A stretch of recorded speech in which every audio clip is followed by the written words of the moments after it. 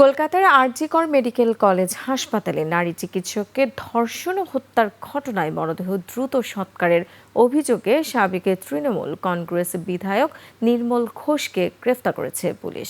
বৃহস্পতিবার ওডিশা থেকে তাকে গ্রেফতার করা হয়। তার বিরুদ্ধে তথ্য প্রমাণ নষ্টের চেষ্টা, অপরাধমূলক ষড়যন্ত্র সহ বিভিন্ন অভিযোগ আনা হয়েছে। 2024 সালের 9 আগস্ট হত্যাকাণ্ডের পর নিহত চিকিৎসকদের মরদেহ পানিহাটি শ্মশানে দ্রুত সৎকার করা হয়। পরিবারের অভিযোগ, তাদের আপত্তি ও দ্বিতীয় ময়নাতদন্তের দাবির মধ্যে মরদেহ দ্রুত দাহের উদ্যোগ নেওয়া হয়। এ ঘটনায় নির্মল ঘোষ সহ 3 জনের বিরুদ্ধে নতুন করে এফআইআর করেছে পুলিশ।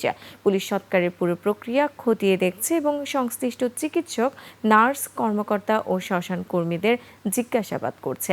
এর আগে 2024 সালের সেপ্টেম্বরে নির্মল ঘোষকে সিবিআই জিজ্ঞাসাবাদ করেছিল।